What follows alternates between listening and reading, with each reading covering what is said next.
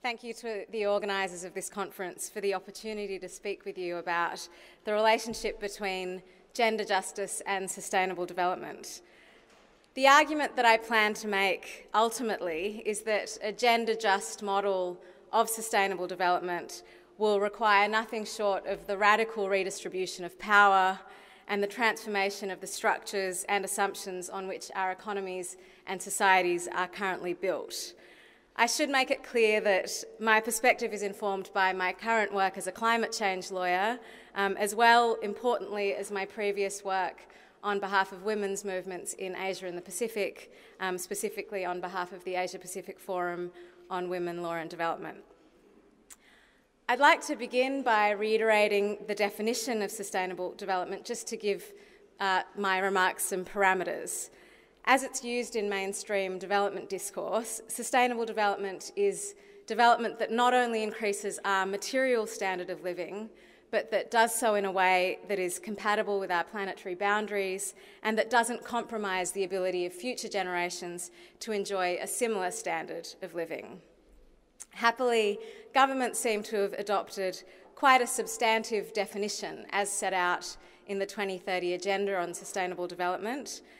To quote from its opening paragraphs, sustainable development entails a world of universal respect for human rights and human dignity, the rule of law, justice, equality, and non-discrimination. A just, equitable, tolerant, open, and socially inclusive world in which the needs of the most vulnerable are met. It's therefore clear that sustainable development has social, economic, and environmental dimensions.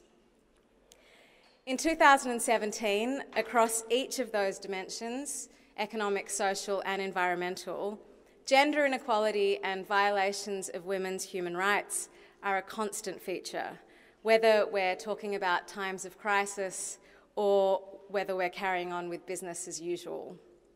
That's a result of the discrimination and inequality that women experience in almost every realm of public and private life, including inequality in education, training, access to financial and natural resources, the distribution of income, as well as the gender stereotypes that profoundly limit women's choices at home, in the workplace, and in public. I'd like to begin with the position of women in times of crisis, given the perpetual and concurrent state of crises in which we seem to now live. The climate crisis, namely a world of rising global temperatures and the degradation of ecosystems that goes along with that, impacts women and girls particularly severely. This is tied to the fact that women form a disproportionately large share of the poor in every country in the world, and that women in rural areas in developing countries are highly dependent on local natural resources, either because women form a significant share of the agricultural workforce, or because it's their responsibility to secure water, food, and energy for cooking and heating for their families and their communities. The effects of climate change, including drought and uncertain rainfall, make it increasingly difficult to secure these resources. So the combination of environmental degradation, women's limited choices, and access to alternative economic assets compounds the harm that women and girls experience as a result. I'll leave it to Beatrice to further elaborate on the impacts of natural disasters on women. Unfortunately, the responses to climate change in terms of mitigation and adaptation measures are themselves not without risks. The renewed interest in so-called clean energy projects, such as hydropower dams, are among the new wave of development projects that come with significant environmental and social complications. While the persecution of anyone protesting such projects is on the rise globally, women who are environmental and human rights defenders are particularly vulnerable. As has been reported to the UN Human Rights Council, women environmental defenders are often subject to particularly vicious harassment and abuse, including rape, sexual harassment, and stigmatisation. Diminishing natural resources and environmental degradation are also one of the biggest drivers of war and conflict. As rates of conflict increase, so too do gendered human rights violations. Conflict renders women acutely vulnerable to poverty and the loss of their livelihoods, and it spurs much higher rates of sexual violence than usual. Maternal mortality rates also soar in times of conflict as essential health services start to fall apart. To move to financial crises, including the 2008 crisis and the global shockwaves it produced, as well as mounting sovereign debt, which has affected European countries and southern countries alike, these crises are also likely to further entrench gender inequality. Austerity measures that are often introduced in the wake of such crises affect women in several ways. For example, cuts in public spending lead to reductions in the availability of essential public services and social security guarantees, which women rely on more than men. Second, women are left to fill the gaps in provision that occur when services are reduced. As the UN's independent expert on foreign debt and human rights recently commented, while women's unpaid care work enables communities to weather the debt crises, it also reinforces their exclusion and their dependency. This paints quite a bleak picture, but I'm afraid that women's experience of high levels of social and economic inequality are not limited to these sorts of exceptional situations. It is very much business as usual. To begin with, on average, globally, women do 2.5 times more unpaid domestic and care work than men. That's a burden that not only prevents them from fully exercising a range of their human rights, including pursuing employment and other forms of economic and social participation. It is work on which our economies are built and rely, but which we don't even assign a value to. This is consistent with the gross devaluation of women's labour in all other contexts.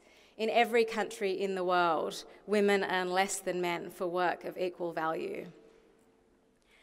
In many developing countries, the exploitation of women's labour is driven by trade and investment strategies that are a key part of the economic development plans of countries in the north, including Europe. The European Union, for example, is a firm believer that free trade will contribute to an expansion of decent work opportunities in export-oriented industries in the global south. And yet, we know that in developing countries, jobs for women tend to be concentrated in labour-intensive, low-wage export industries. In the garment sector, for example, the expectation that wages will rise as productivity increases has been displaced by evidence that the competitive advantage on which these businesses rely depends on the lower pay, the casualisation and the informalisation of women workers, as well as the repression of trade unions and of workplace organising.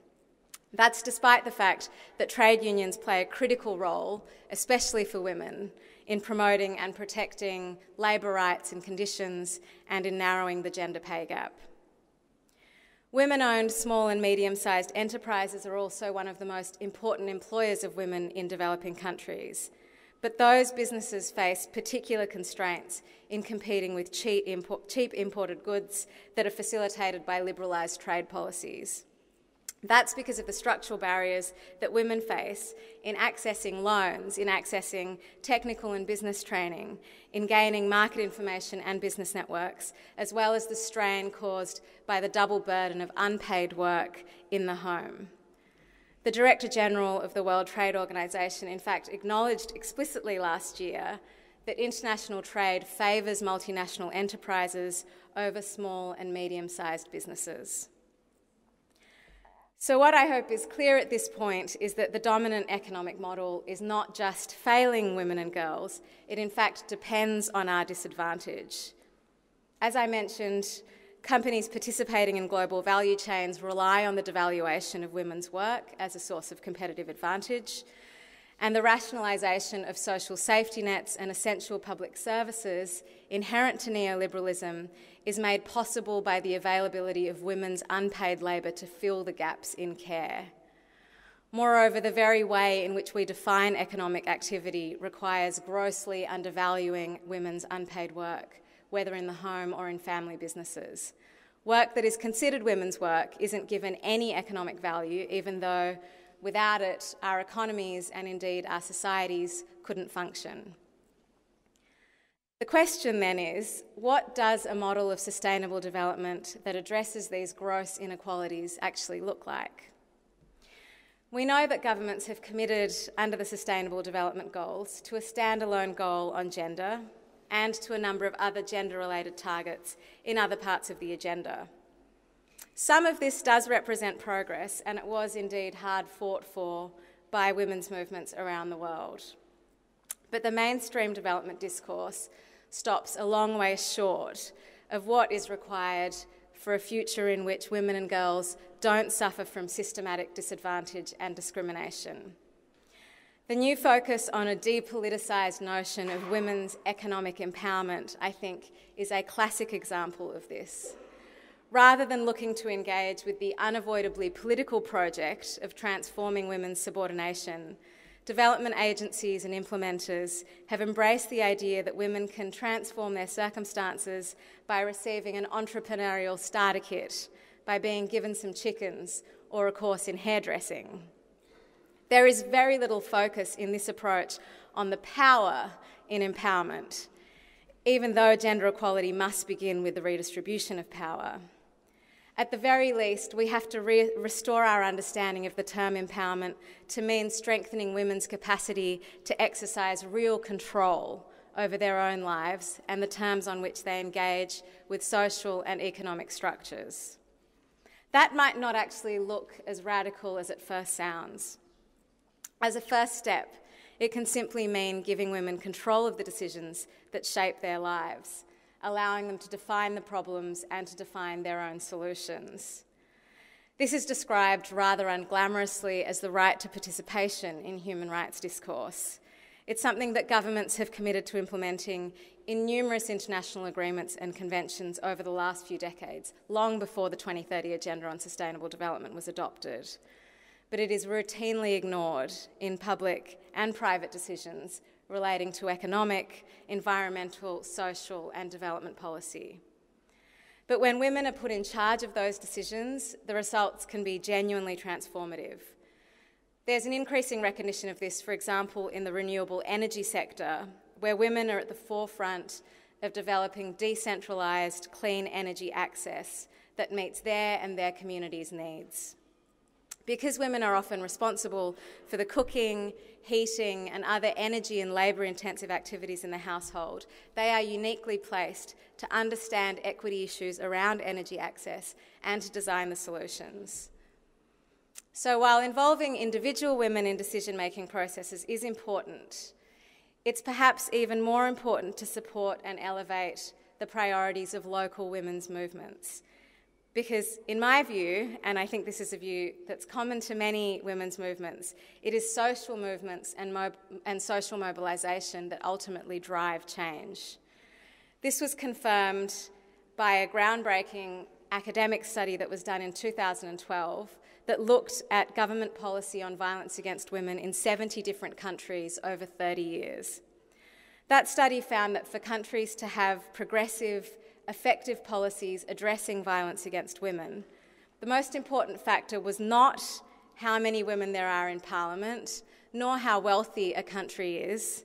The single most important factor for determining how progressive a country's policies are on violence against women is whether or not there is an autonomous feminist movement in that country to push for and hold governments accountable for change.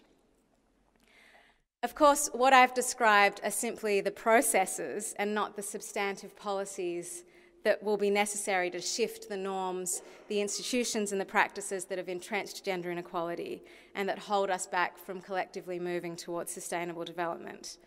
Those substantive policies are perhaps a topic for further discussion.